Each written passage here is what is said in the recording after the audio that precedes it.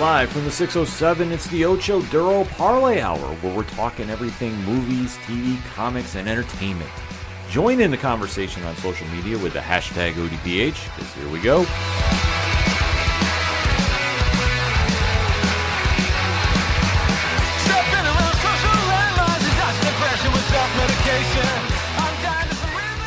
Welcome to a special edition of Fanlight Zone Presents. My name is Ken M. You know me as the host of the ODPH podcast. I'm also the editor-in-chief here at FLZ.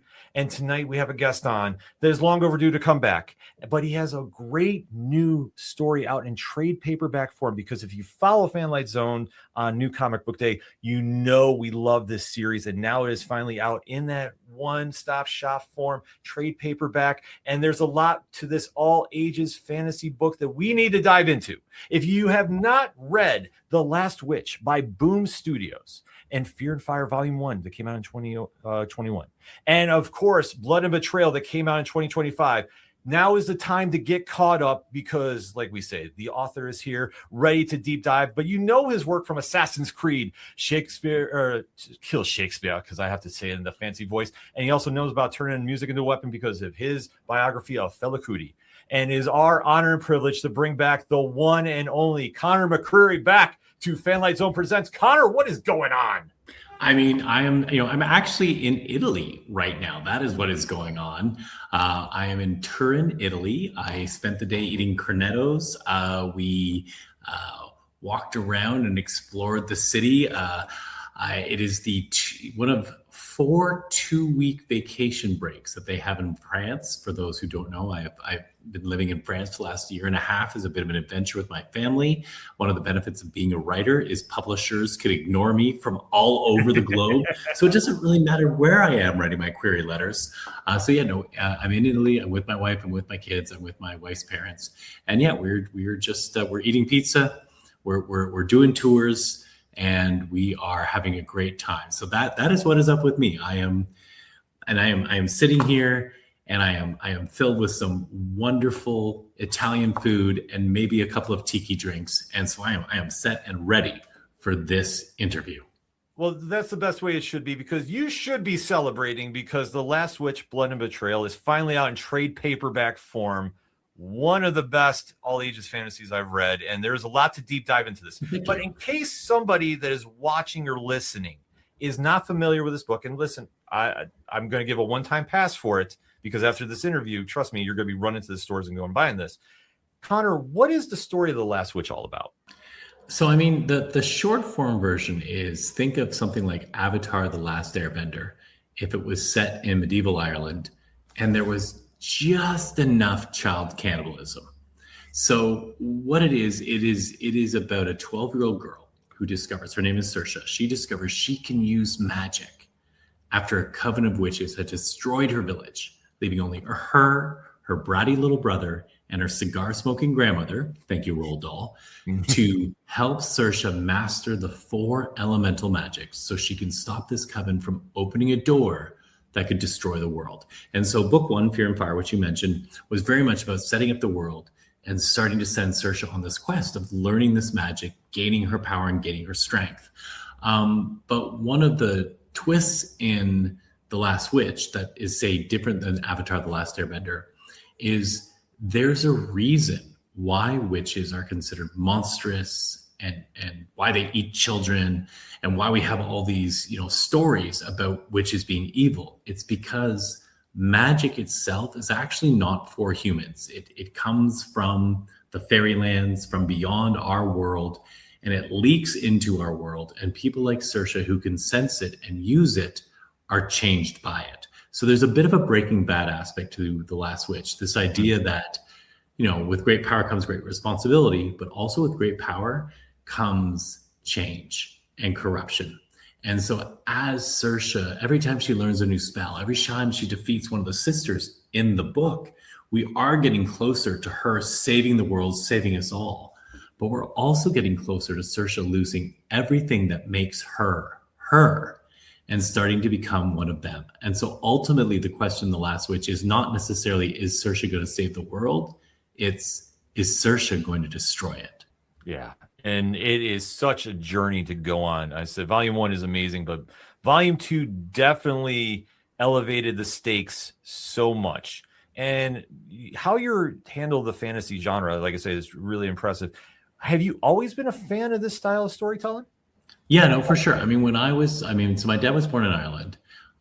So Irish, and weirdly enough, he was one, I feel like when people immigrate somewhere, they're either very set on trying to keep their culture and pass it down to the next generation, or they kind of go the other way. They're like, no, I'm in this new place. I want to learn all about the culture of the place I'm in. And my dad ended up being a bit more like that. And so my brother and I were never really encouraged to, explore our Irish heritage. It wasn't, forbidden, but it wasn't something that my dad was really like intent on passing on.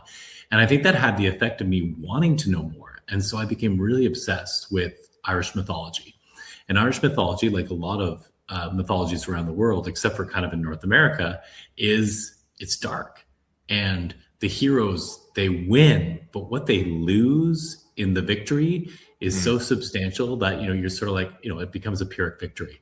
And so I always kind of loved that dark and Baroque style of fairy tale storytelling, the Brothers Grimm, or for stuff that was very relevant to me growing up, things like The Secret of Nim, The Dark Crystal, The Black Cauldron, these stories that were intense and they were scary. And these were not stories that were particularly worried about creating a safe environment for, the children who were watching them. These stories were very comfortable pushing, kids into some places that felt uncomfortable. And I think that's why those stories stayed with me, is because they were scary. And I wasn't sure if they were going to be all right in the end.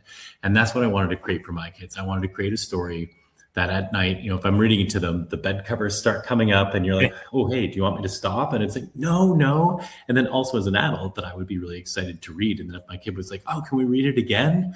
I would be like, hell yeah, we can. Like, I love this story. And so that's what I was trying to put together. Oh, I think you completely succeeded. I mean, this is one that on the outside, yeah, it looks like it would be almost for kids, but then the more you dive into it, oh, no, this is complete all ages. And especially with the storytelling that's involved with it, that, I would say it does head into a lot of more darker territory. And especially one moment in particular involving a certain beverage that was given to the true hero of the book, Brom. I would say, was there ever a concern about taking this story into that kind of darker direction or to that level? I mean, I don't think I really consciously thought about it too much. I mean, I knew there are things that happen, especially in book 2. There are a couple of moments that are sort of twist reveals where the villain of the story does things that are pretty awful. We're not talking about things that are gory. We're not talking about things that are disturbing in the sense of like a horror movie, but they're disturbing in the sense of when, the idea of who you put your trust in and who you can believe in, and that's why the book is called Blood and Betrayal. And so I don't think I did too much thinking, about this idea of like, oh, would this be too much for a younger audience? I think I knew that it would actually probably be more confronting than having some monster, some horrific looking monster, earlier in book 1, small spoiler, one of our heroes, loses one of their eyes. Right? Like it's, but I think what happens in book 2 is a lot more confronting because it's not necessarily like a physical damage. It's maybe more emotional. But I think what I realized was when I was writing these stories, whenever the most intense emotional parts would come, naturally the next scene I would write would really lower the stakes. So in book 1, the whole book is about the inciting incident is, in Ireland, they don't have Groundhog Day. They have something called the Feast of Imbolc. That's the day the Colic, which is the queen of the witches, is out. So on the sunny day, if it's sunny on Groundhog Day in Ireland, you have to stay inside because the queen of the witches is out and she loves to eat children. And in the book, this is the day that Saoirse decides to go out, to go beyond the hedge at the end of the village to prove to everybody how special she is. And when you get to the end of the first issue, it has what I think is kind of the most intense part of the first book, where all of a sudden Saoirse realizes that her little brother Brom, who is right behind her, and he had this kind of a cold, so she could hear him wheezing. All of a sudden she realizes she can't hear him. And she races around this tower, which now seems impossibly big. and she finally gets to the front of the tower where before there had been this old rusty locked door, and now the door is open, and now there's a bloody handprint there. And the next bit of that story is pretty intense as Saoirse ventures into this tower. There are bones, kind of Secret of the Nim, if you remember the owl's lair. This was very much a pull from there. And there's a very terrifying witch that she has to confront.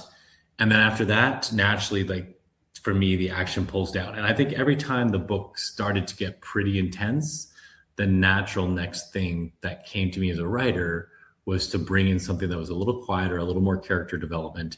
And I think for younger readers, it's not a matter of things being intense. It's a matter of how long the intensity is kept. And if you keep it for too long, I think you do burn out younger readers. I think you burn out anybody, really, to be honest. Yeah. And so I think, it wasn't a conscious thing, but when I look back at, the 340 odd pages or whatever the book is, the two of them combined, is there was this natural rhythm that I wasn't conscious of writing, but I think looking back, that's why I never ended up being like, oh man, is this too much? Because when it got to a fever pitch, we had our climax of a scene and then we went somewhere else and we had a chance for the reader to just take a breath, dive into a different part of the story and to be able to decompress. It wasn't forcing it into forcing it on them. Yeah, no, I have to agree with that. I mean, I think the pacing for this is like so intricate, and especially like you touched upon, there are big moments that happen in this in both volume 1 and volume 2 that when they hit, you give the reader enough time to let it soak in and embrace it and like really like let that moment hit. And I think like, especially on that side of, the conversation, it's so vital to have those moments really stand out and really, affect a reader like that. Because I'll say when there is a moment in Blood and Betrayal, it hit me so much, I actually had to yell out something and just like, oh my God, this happened. And to get that moment and then let it sink in and go, oh my God, like, how is this going to, domino affect everything else in the story? It's moments like that, I think, they're the lasting effects you want as a writer or as an artist when you put out your content and it hits the audience on that, would you say? Yeah, for sure. I mean, I think whenever you're trying to create something, you want there to be, you want to tell a good story first and foremost, but part of telling a good story is having a few key moments that people are going to remember. Right. And I think, look at Star Wars, right? I mean, what is the first thing anybody remembers from Star Wars? It's, Luke, search your feelings. I am your father, right? Like that's the moment. There's so many great things in the trilogy, but that moment sticks with you, right? And, I think there's a few, in any story, you want to have a few of those real high-pitched moments. And so, before the show, we were talking about this moment you mentioned. And it's really sad. I mean, that's exactly what I wanted. I wanted the reader to have to take a break and be like, what the heck just happened? What is going on? And, that, again, we're being a little cagey here because we don't want to spoil anything for people. But when I wrote that bit, I've got 3 kids, and my 2 older kids, when I was reading them the story for the first time, were both like, no, Dad, no, that's not what happens. Like, that's not right, Dad. You made a mistake. And, they were kind of angry at me. They did not like that turn. And I kind of just had to reassure them. I was like, look, when we get to the end, it'll make sense and you won't be so angry, but I'm glad you're angry right now. But yeah, they had that visceral reaction. And yeah, I think as a writer, you can get those kind of reactions from readers, then, that's the big thing you're searching for, is to get a reaction like that. So, I'm glad it affected you that way. I'm sorry you had to shout out some questionable language, maybe around other people, but I'm glad it hit you that way.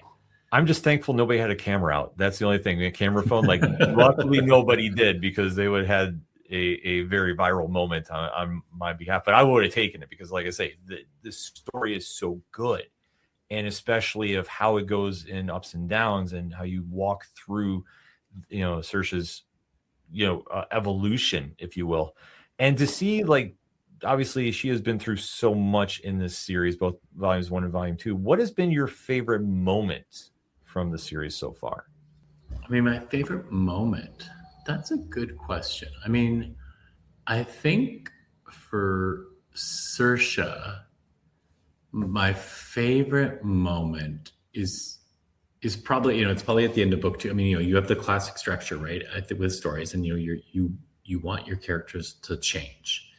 And when we meet Saoirse, she is really she's a really kind person, but there is this layer of anger that is just underneath the surface.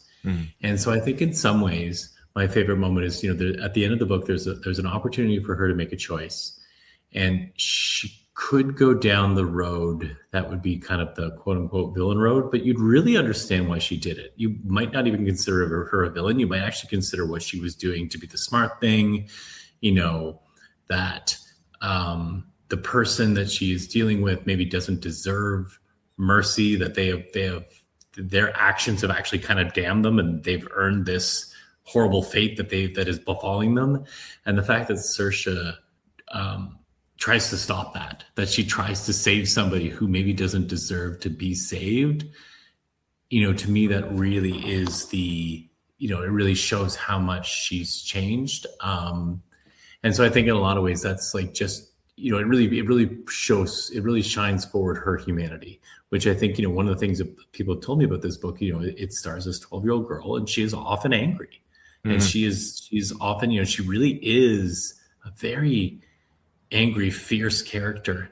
And I've had some readers tell me that they really love that because they think it's really cool to get to see a young girl allowed to be angry, and that is just who she is. And I've had maybe not the readers, maybe parents of readers sort of not being quite sure what to make of this 12-year-old being such an angry, forceful character. But I think at the end of the day, it's like this moment really just underscores what her humanity is. And then I would say, there's a character named Hugh who's kind of comic relief. There's a bunch of scenes that he is in, especially in book one. There are some scenes that I really enjoy where he is kind of teasing Saoirse and bringing out the lightness in her, which I had a lot of fun with. And in book two, Brom, who is Saoirse's little brother and who is integral in Saoirse's ability to ultimately succeed. Spoiler alert, the hero does win. But he has a fun little scene where he is equipping himself for battle with a stick and a cape, and is sort of, giving them names. And that was just a lot of fun for me. Brom is such a fun character. Yeah, I was going to say he is, I would say arguably, is he your favorite character to write in this universe? Yeah, I mean, because Brom is, he's kind of like 9 years old. He is just full of excitement, and he one of my kids, my kids are kind of around that age, and it is an age where kids have a lot of insight. They're a lot smarter and more capable of handling things than we probably give them credit for, and they're also completely free of guile. They just say what they feel. And so, yeah, Brom he's a very fun character because he just says what he is the most honest. He's the most infuriating. He's the funniest. And so, yeah, when you write him, for me, writing him was really easy because it's like, what does this character think? That's what Brom's going to say. There's none, with Saoirse, even with her grandmother, who's this lovely mentor character, she is doling out some of what she knows in little pieces because she doesn't want to overwhelm her daughter. So, even though she's the Obi-Wan Kenobi character, she has a little bit of subterfuge to her, where Brom is just, this is what I think. And, that's very, it's very freeing as a writer to come up with fun ways for characters to say exactly what they feel in a way that is, funny, infuriating, whatever you're trying to go for in the scene. Sure. Yeah, and I think it definitely comes off with him. Like, he winds up stealing so many scenes in both volumes that, he instantly becomes a fan favorite. And to see how his relationship with Saoirse has evolved. I mean, guide us through that journey, because they're both thrown into this world and they kind of have to navigate it. But by the time we get to the end of volume 2, there is a definitive change, I would say, in both of them. Would you not? Yeah, no, for sure. I mean, when the story starts, I mean, it's sort of like there's a little beat where Brom finds out that his big sister can use magic, and his response is basically cool, right? Like how cool it is, right? The person he loves the most in the world can do magic. That this is amazing. And so, when the story starts, he's very much her cheerleader. But as I was saying to you, like the problem for Saoirse, or one of the problems, is that the magic is changing her. The magic has a corrupting influence, and Brahm is better situated than anyone else to see how his sister is changing and how that is kind of frightening. And so I think his relationship with his sister is integral, because he changes because he gains maturity and he starts to realize, like, some of the hero worship of his sister falls away, and he can kind of see her for her flaws, but because he loves her so deeply, he just sees the flaws as things that they can overcome. He's not judging her for it so much. And that kind of unconditional support and love ends up being huge for Saoirse to be able to overcome her challenge and to be able to ultimately control the magic. Yeah, I would definitely say so, because where he provides that support, I mean, it's so needed, and especially it hits at the key times too, because when Saoirse needs that extra motivation, Brahm is right there and always has, maybe not the perfect delivery, but he's always got the perfect, shove, so to speak, to get her going again. And that's what's needed. And I always say it's such a cool dynamic between them, because obviously you see where they are in the first volume, and then now, and where Brahm has really elevated his stock in the story, and like where he is positioned, and even Hugh to a degree too. I mean, for being the comic relief, I would say he has probably the biggest evolution that fans probably did not see coming in this. Oh, thank you. I mean, he was an interesting character. Sometimes when you write, you realize you've kind of made a mistake. And so I got one comment that came back. It was on Goodreads. And, I dip in, I'll admit it, I'll dip in. I'd like to see what people think, right? You want to either hear people like a story and you can feel good about yourself. And if they think it's bad, they're idiots. But this one person made a comment about, because there'd been kind of a bit of a romance between Hugh and Saoirse in the first book.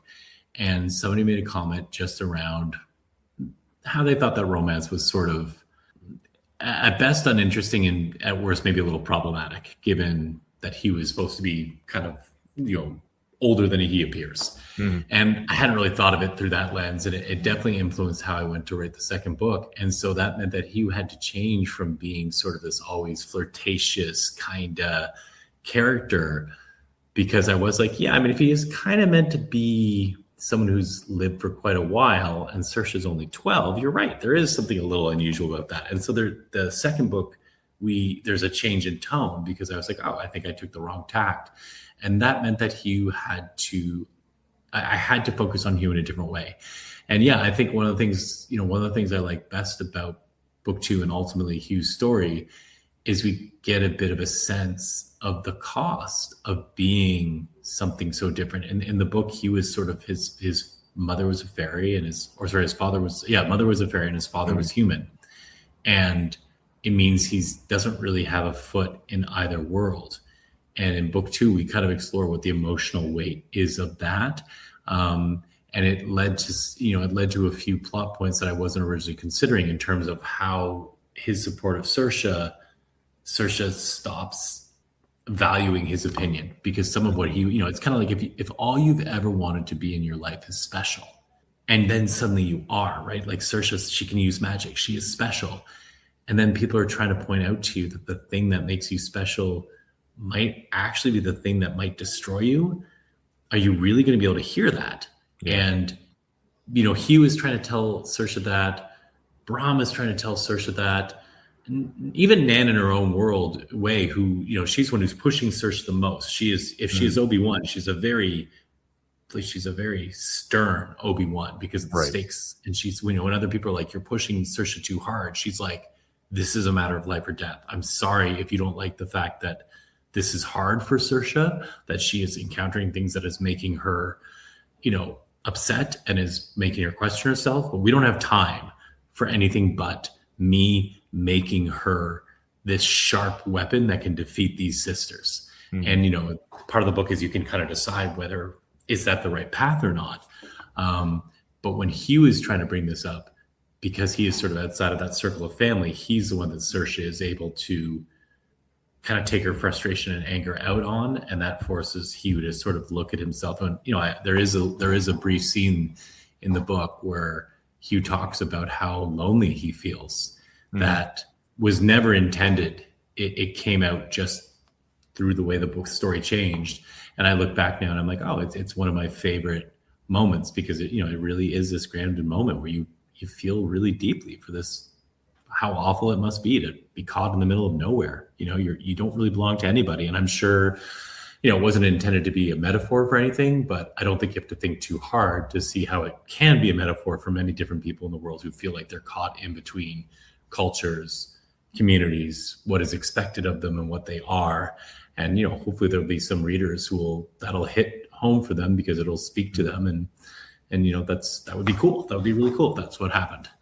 Yeah, well, I think that it's very noticeable. And I think that it's something for his character that it was a great progression to see, because he went from being the real comic relief to a much more, I don't want to say serious, but to act more mature about what was going on, I think is probably the best way to say it. But I think it was, to see that side of him, it actually gave him more depth than he had in the first volume, which I was like, okay, this is really cool. And to see that evolution of his character, and in heading into where I think we're going with him, I think that's going to be a nice, fun moment for readers to watch as he progresses even further.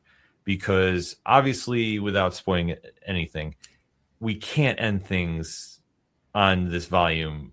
Is there been any talk with you and the rest of the team about volume 3 that you can share? I mean, so there hasn't been any official conversation with Boom or anything like that. So the second trade has just come out. So, I mean, the realities of comics are going to dictate in terms of what are the numbers like? How many people at the Family Zone Presents podcast are going to hear this and pick it up and, tell friends, and their kids are going to love it, and, the knock on wood version is, it gets passed around. And I do think it's a really good story, and that people buy it, and Boom comes back and says, so what's next? With V Glass, who's the artist, who's absolutely incredible. If anybody out there has seen this book, the V's work, I think I wrote a really good story. I think V drew an incredible story. Like, V is so talented. They do such a good job. I am so lucky to get to have worked with them. Natalia Nesterenko was a colorist, and her work was absolutely next level. Like, the book looks like $100 million animated film. Like, it's just so incredible what they've done. So I've had some, so V and I have had some conversations over what the next installment would be. Without spoiling too much, book 2 was actually quite delayed. As you mentioned, book 1 came out in 2021. Book 2 comes out 4 years later. Then there was a period where it was not clear that this was actually going to get finished at Boom for a whole bunch of reasons, none of which are Boom's fault. It was just COVID, markets, economy, all these things. Mm-hmm. And so there was a point there where V and Natalia kind of came back to me, and they're like, so what are we doing for book 2? And I was like, I don't really know. And they're like, well, you've written it, right? And I'm like, yeah, no, it's all written. It's done. And they're like, well, just send us the pages. And I'm like, yeah, sure. Of course you can read them. No problem. They're like, no, just send us the pages. We're going to start drawing this. And I was like, but I don't know where it's going to get published. And I'm not sure where the money is coming to pay you. And they were basically like, the universe will figure that out. This story needs to be finished. And so, my thought with, an eventual book 3 would be, I'm not sure how it's going to work yet, but the universe will sort it out, because book 2 got sorted out by V and Natalia just being like, we're doing this thing. And we just trust it's going to find a home. And, in the fullness of time, all of a sudden I had a random little conversation with Boom, and an editor there was like, what did you ever do with the second part of The Last Witch? And I was like, well, funnily, you should mention that. It's all drawn and finished. It just needs to be lettered, and then it's ready to go. And they were like, you should send us those pages, because we've been thinking about The Last Witch for quite a while, and it would be nice to finish this arc with you. So, who knows how the universe will bring the next book to us. Well, we got to put that karma out there, because from top to bottom, and the art in this too, like I say, to capture the emotions that are going on here. And there's a wide range, and obviously in reflection of the events that take place. It is a truly magnificent read from top to bottom, and there just for where it takes you as the reader. If you're into fantasy, like this is really a story that will take you very high, take you very low, throw some curves at you, make you yell out loud at certain aspects. But it's such a very cool story, and especially with how it ends for volume 2, which no spoilers, everybody needs to go buy the trade paperback. Like I say, it's one that we want to see more. We have to see more because it's just that good.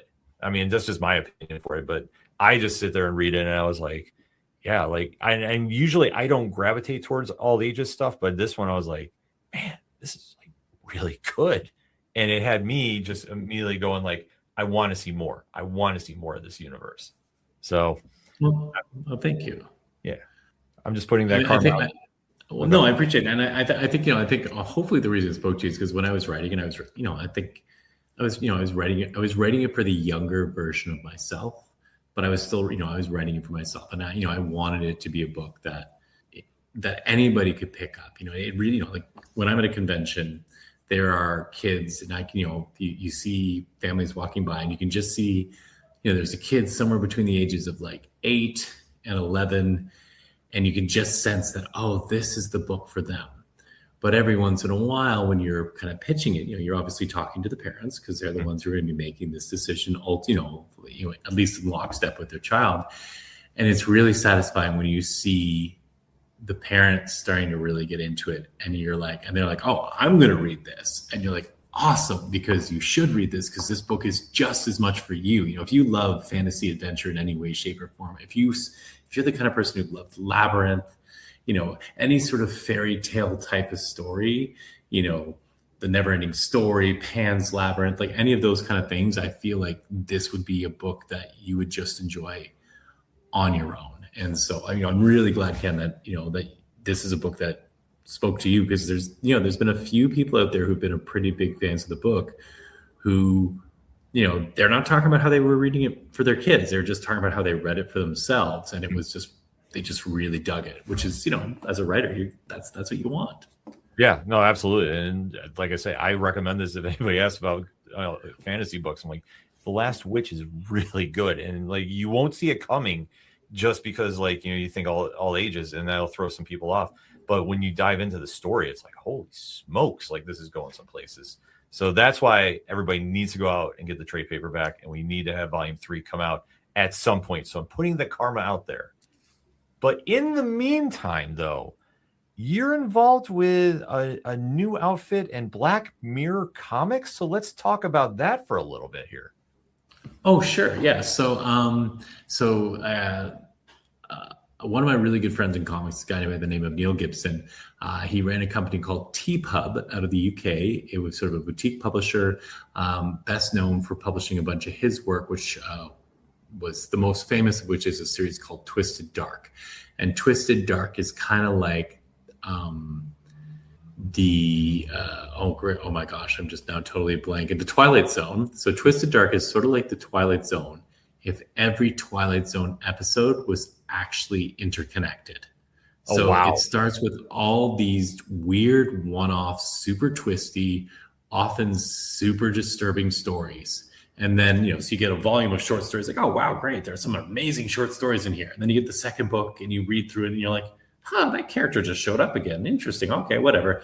And by the time you get into the third book, you start to realize that this is all part of a much bigger story, and that all these characters you meet in these little Twilight Zone twisty tales are all connected, and that there's something much bigger going on. And so it's honestly, it is probably the greatest comic series that most people don't know exist, just because, and Neil has done the convention circuit. He has got a hardcore group of loyal fans, but like, he's a small publisher in the UK, so he's carried in UK stores, but like he's carried in some North American stores, but it's not like he's got some big distributor like, Diamond used to be, or PRH or anything like that. Sure.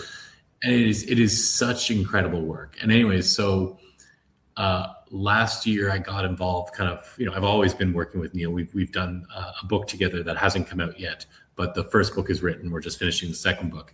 And I got the chance to get more tightly involved. And one of the things that TPUB, which is now known as Twisted Comics, they have the license for Black Mirror. And so they have put out the USS Callister came out last year. Okay. And I think the Kickstarter just closed, but you can do late bids. They just did San Junipero, and it's got some incredible cover art and work. And so the Black Mirror line is with Twisted, and they have the license to do Black Mirror comics. And they are, I don't know how much I can say or not say. So I'll put it at this, is they are exploring opportunities to broaden some of the story worlds that you would have seen in Black Mirror. Okay. I'm definitely intrigued. No, that seems like a very cool concept too. And especially, to have that license, that's definitely one that you can, if you can really expand on, because, diving into, a fandom like that and then, spinning it into your own visions of, where you think the story would go. I mean, that's got to be, how much of a challenge is that for you as a writer? Because, with the fan base, fans are very passionate about properties, and then to kind of spin it into something else. So, I mean, I can't speak too much about it because the first two books I had nothing to do except to cheerlead. I can, speaking for Neil, I think, the big challenge is how do you take, it's like any adaptation, right? Like, how do you take something that is a longer format that you now have to compress? How do you keep the core of the story, even though you're going to have to lose? Unfortunately, it's like adapting a book to a movie, except it's almost going the other way. Is you're going to lose some of the absolute best parts, because sometimes the absolute best parts are the things that are a little extraneous to the core of the story, right? It's these great character moments. And so, Neil really just wanted to focus on like what makes something like USS Callister. What's the core of USS Callister? What's the core of San Junipero? And so, he's really focused on that. I mean, USS Callister came out, people were very excited. They were really loved how he kept the heart of that. And, San Junipero, did bonkers business on Kickstarter. So we will, we're going to see, but the early reactions from fans have been really positive, because San Junipero is probably the most beloved episode in Black Mirror. And it was really interesting because Neil is known, again, his company is called, Twisted. His best series is called Twisted Dark. His company is known as Twisted Publications. So it was really interesting to watch him write a story like San Junipero, which, again, not to spoil for people who haven't seen it, but it's actually like a really lovely love story. There are some Black Mirror-esque twists in it, but it's a really beautiful love story. And so it was really funny to watch Neil write something that was so against type. I'm used to him, if there's a beautiful love story, something awful is about to happen in his stories, right? And it's going to be even more awful than you thought it could be, right? Like, he has a gift he's one of the nicest human beings you'll ever meet.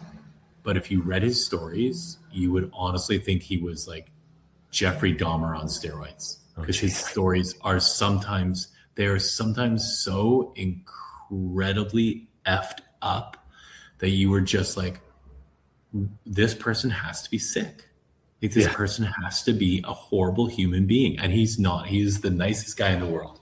But yeah, the Twisted Dark, you can go to Twisted Publications. I think you can actually read the first book or most of it for free on his website. And I highly recommend anybody, get The Last Witch, but carve out a little bit of your time to go and see Twisted Publications and read some Twisted Dark, because honestly, it is an absolute magnum opus that comparatively speaking, very few people are aware of in the comics world. And it should be so much bigger than it is.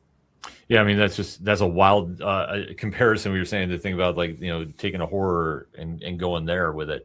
But yeah, no, I mean, I would say right now the independent scene is really exploding. And like, for you watching it as a writer, like, what's your take on the scene of comics right now? It's really interesting because, I think on one hand, like, I think Marvel and DC is doing a lot of interesting things. Mm-hmm. But I think Marvel and DC are also, they're almost captured in this, still quite very large, pen that they put themselves in.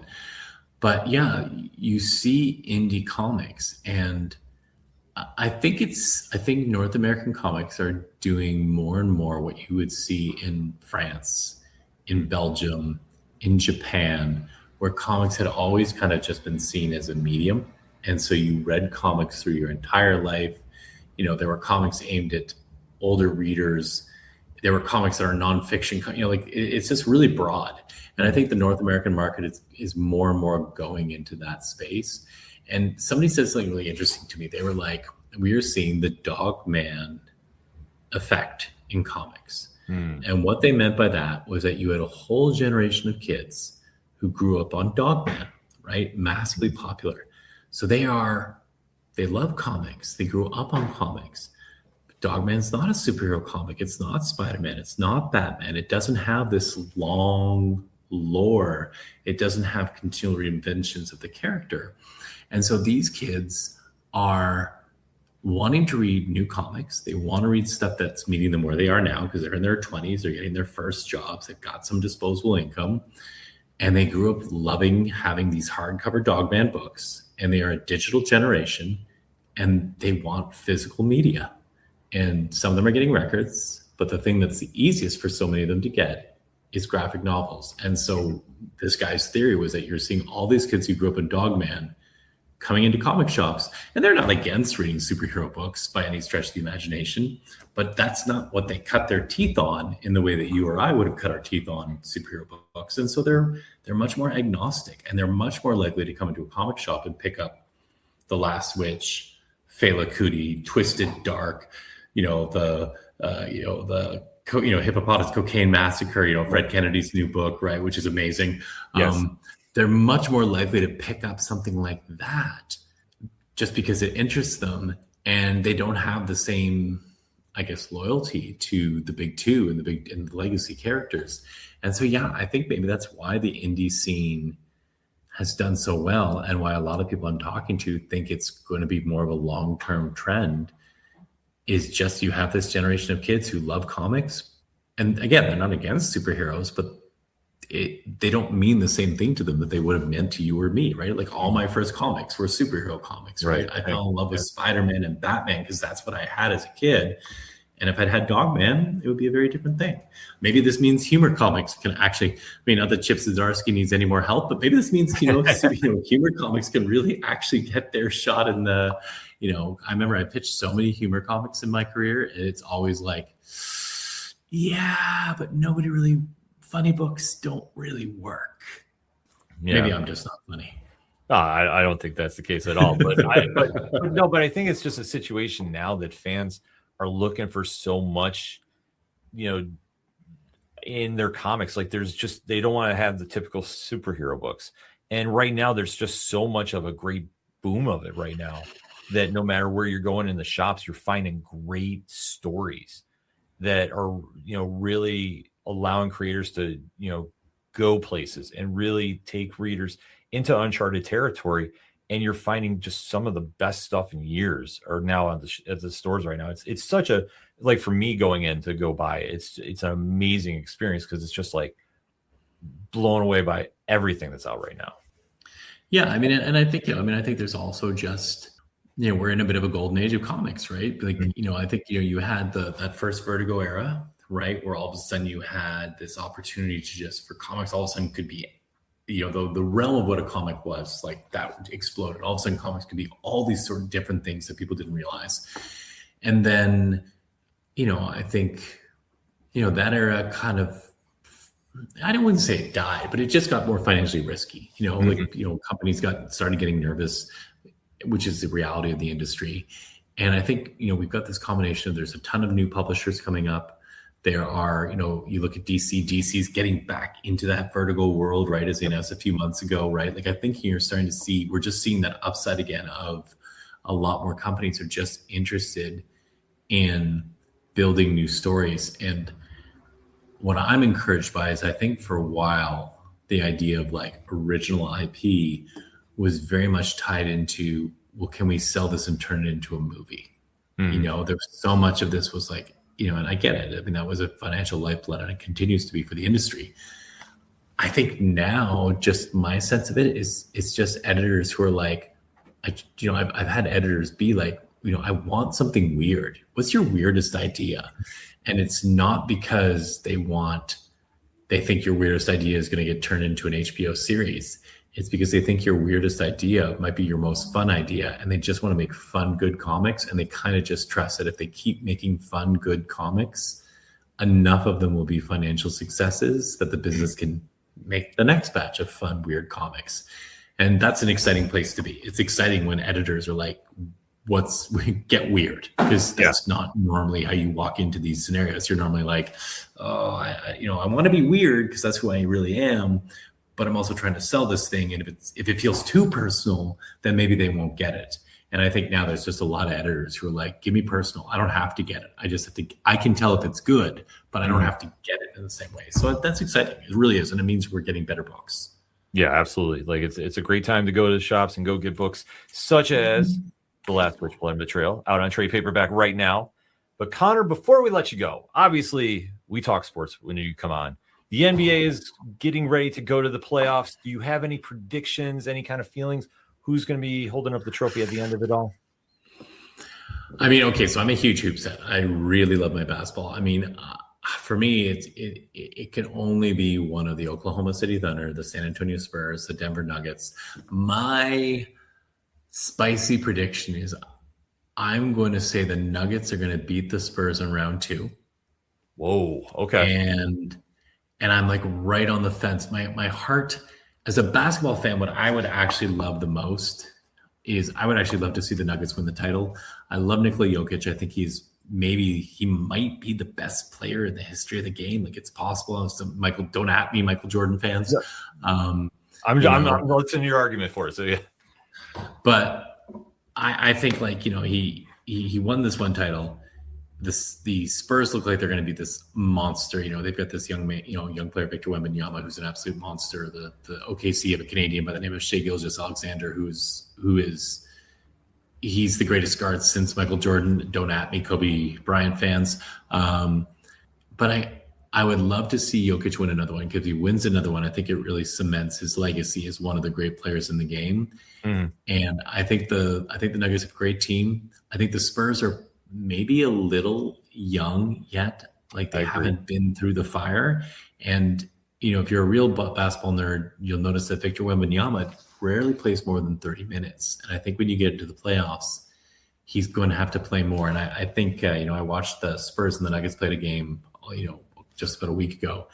And I think Wemby, I think he was a little gassed at the end, because he isn't used to going as far. And, the Spurs are doing it. They want to keep him healthy. Big guys have a long, famous history of having lower body injuries. And so limiting minutes makes sense. And I think with the Thunder, the Thunder's Achilles heel is, if you really dig down on them, once you get past Shea, they actually are not a great offensive team. And unless their number 2 guy, Jalen Williams, really has a big boy playoffs, I think the Nuggets might beat them both.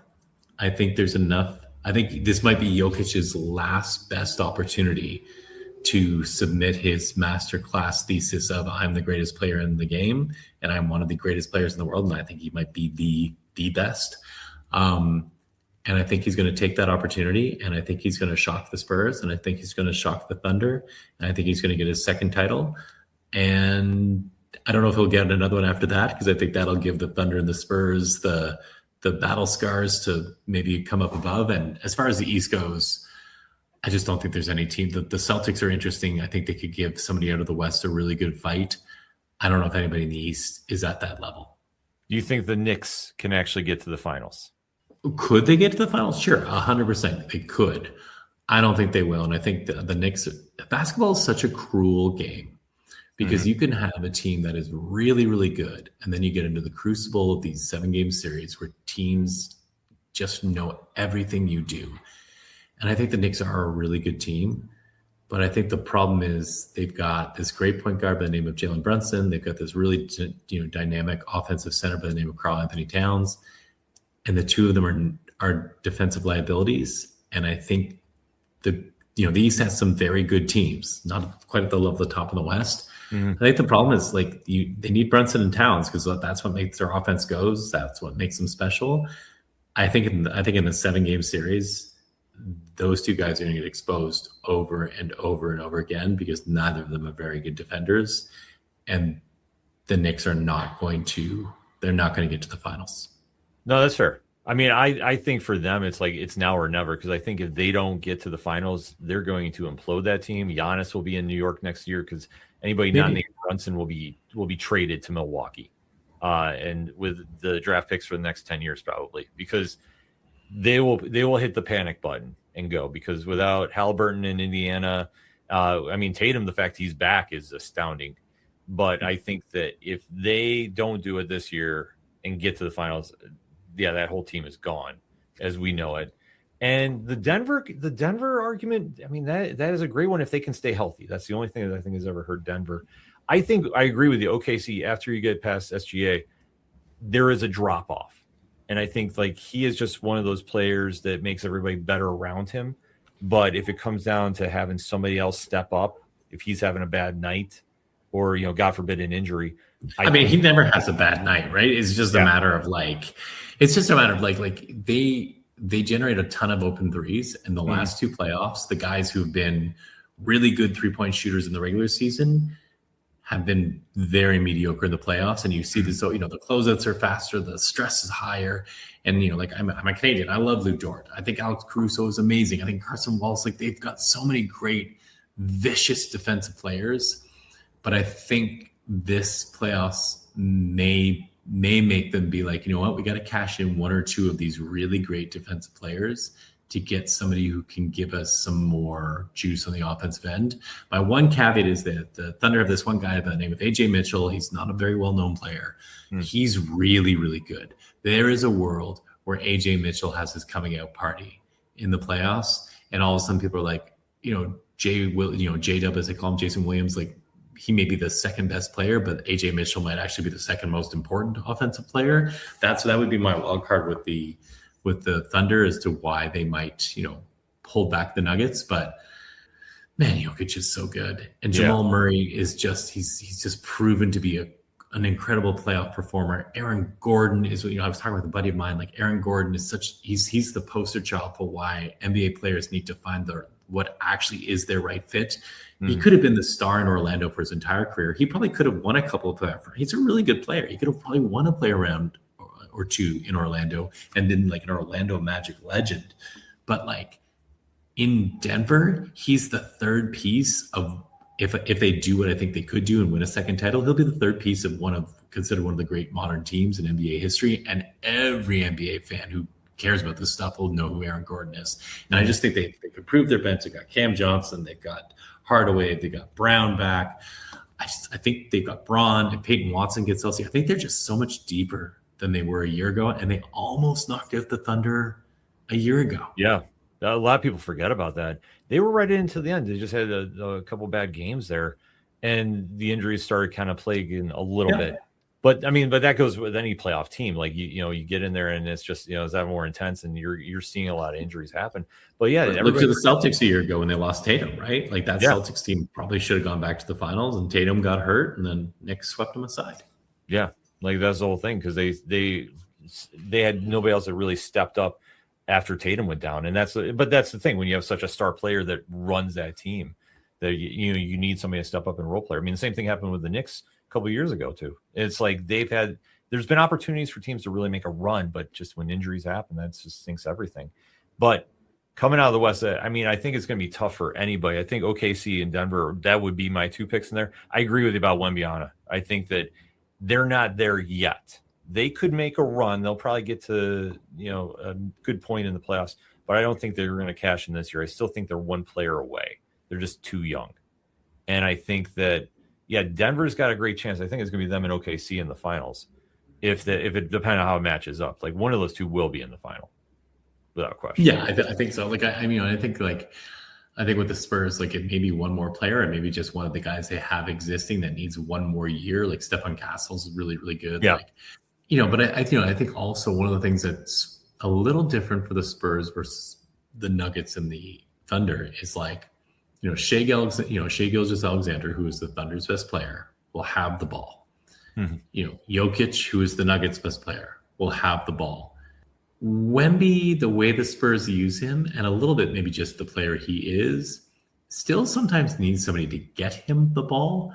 Like, he's not going to be bringing the ball up, as soon as the ball is inbounded over. That's De'Aaron Fox's job. And I think that might end up being, when I was watching that game between the Nuggets and the Spurs, every single final possession the Nuggets had, Jokic had his hands on that ball. Yeah. He had his fingerprints over everything. And the only times he didn't, it was because it was a quick hitting fast break opportunity that he wasn't involved in, and the Nuggets scored right away.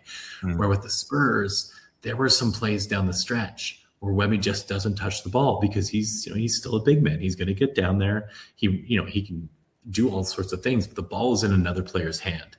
And I think that might be the weakness for them, is just the Thunder and the Nuggets best players will have the ball in their hand more than Wemby will. And not that Wemby's not as good as them. He's just not going to have as many opportunities to impact the game, partially maybe because of minutes, and also just because he's not the guy who has the ball in his hands the way Jokic and Shai do. Yeah. No, it's going to be fun to watch. Like, I'm excited for the playoffs. I think that's going to be a really telling story this year, depending on how it matches up. Because, like I say, the East is wide open. And the West, yeah, I think it comes down between those two teams. I mean, San Antonio could sneak in there some way, somehow. But, even Minnesota too, but I don't think they're going to. I think they're going to be a lot shorter this year on their run in the playoffs. But it's always exciting to watch. Like I say, you can't beat the playoffs anytime. I mean, they are my biggest, in some ways, my biggest threat to my Nuggets predictions, because it's probably going to be Nuggets and Wolves in the first round. And the Wolves are not afraid of anybody. The Wolves walk onto the court and they're like, we're the best team on this court. And they could be playing the freaking Monstars and they could still feel that, right? Like, their level of confidence is truly incredible. And so, if you told me they somehow just played like a vicious series and knocked out the Nuggets in the first round, I'd be like, yeah, it's possible. But yeah, and I didn't mean to rain the parade with the Knicks. I actually, I think the Knicks have done a lot of good things. I just think the problem is, especially like in the East, where there's like, I just don't think Jalen Brunson's going to be able to hold up to, whether it's Cade Cunningham, whether it's Brown or Tatum or even Derek White or Donovan Mitchell and James Harden. Like, I just think 7 games of Brunson having to defend, because they'll attack him every chance they get, and they're going to try to drag Karl Anthony Towns into every action they can. And it's not that these guys don't have heart. It's not that they're not trying. It's just, they're just not great defenders. And I just think that's what's going to kill the poor Knicks. No, I completely understand that. I don't get mad about it because, like I say, I'm New York forever, but I am very realistic about that. And I agree with you about Cat. Like, the Cat analysis is perfect because, yeah, he is atrocious defending the ball. Like, I will be the first one to tell you, like, if it comes down to a defensive stop, I'm not holding him for anything. Like I already say, just throw up the 2 points or 3 points, wherever, it's going to be a game. But I just think that it's going to be just so interesting to watch this team, especially too with the Giannis talk surrounding him so much. Yes. And allegedly that's where he wants to go, which, I mean, for a legacy, if he could win there, he would cement so much. But I always tell people, I said, listen, I'm glad we didn't trade for him this season, because I think that now is the time, let this team run its course, what it's going to be. But I think if they don't win it this year or go to the finals, at the bare minimum, they're imploding that team, top to bottom, with the exception of Brunson. I think he stays. And then you're going to see a whole new lineup there next year. Is Giannis your dream acquisition if it doesn't work out this year? See, or is there somebody else that you'd be like, oh man, if we could shake that guy loose? It all depends. Like Giannis, I think if he's healthy, but at this stage, like he keeps getting hurt. So, it's a. I mean, there is some risk, right? Like, and you guys have already dealt a ton of first rounders. Like, you're talking about having to probably trade Cat and Miles Bridges and like OG. The one thing I will say about the Knicks is it's you don't really have that young player that somebody's going to be like, oh man, that guy's about to break out. Like, Miles McBride is interesting. Sure. But there isn't that guy that you're like, ooh, like the Knicks would throw him onto the table. It's going to be kind of a lot of your guys who make you work. Right.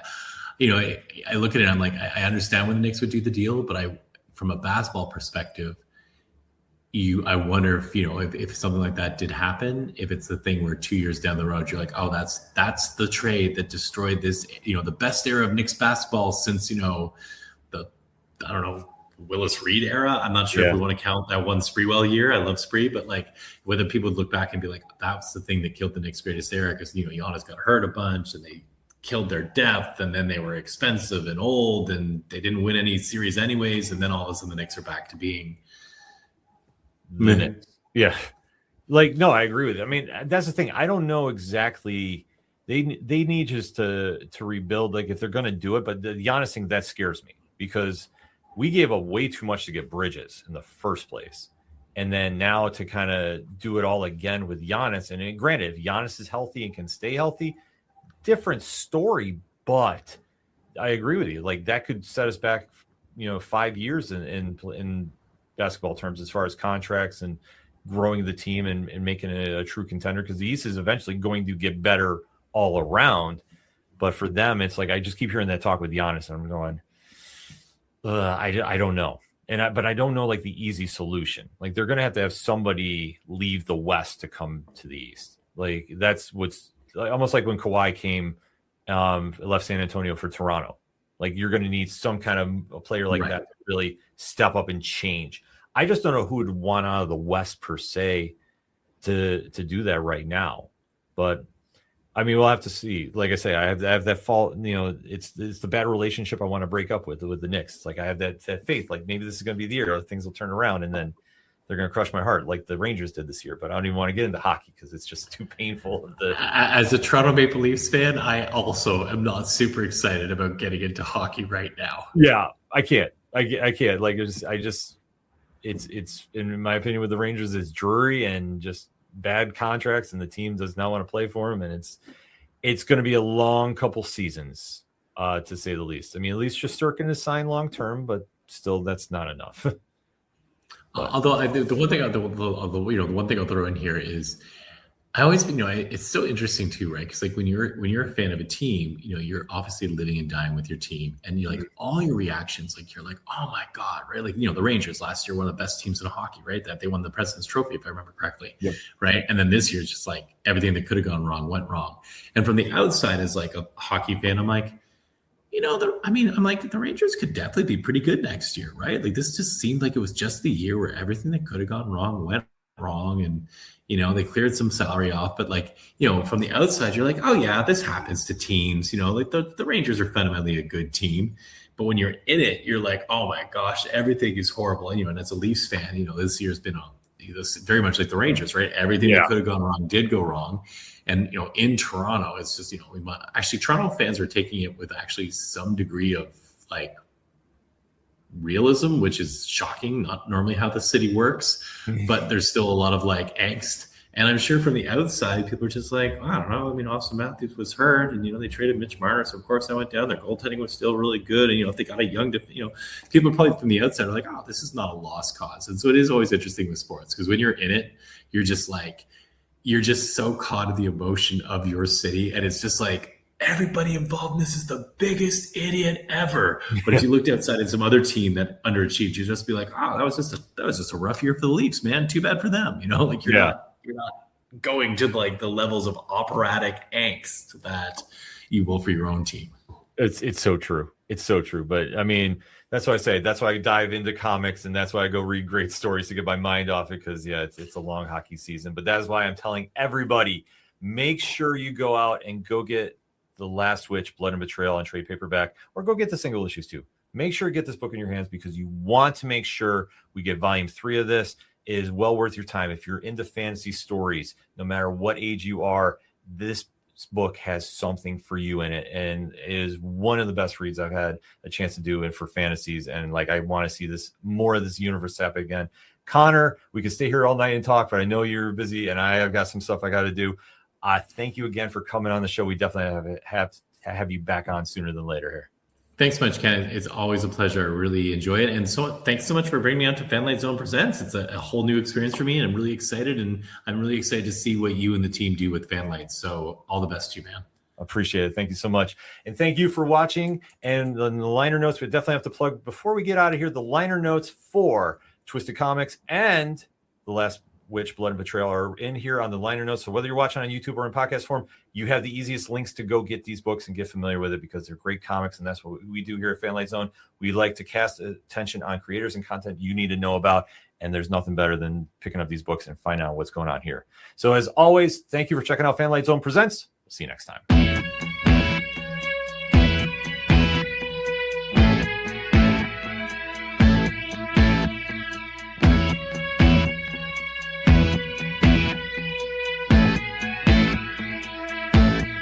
It's such waste of time, swiping left and swiping right on people you could know. Cause anyone who's worth a damn be worth way more than a picture could ever show. You could find the right light, find the right angle, and never find your soul. And it can feel like a losing battle, and this pot is full of holes. This modern way of finding love just makes me feel so alone. And I can't be the only one sick of staring at my phone. So look up, talk to me, a better way to spend our energy. Just look up, talk to me. We don't have to float alone on the open sea. Don't know that I believe in the old time fable. Everyone has just one true love. All I know is you're across this table, and you're all I'm thinking of. So look up, talk to me, a better way to spend our energy. Just look up, talk to me. We don't have to float alone on the open sea.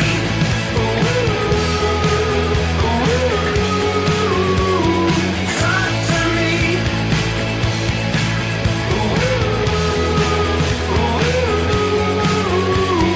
Talk to me. It's such waste of time, swiping left and swiping right on people you could know.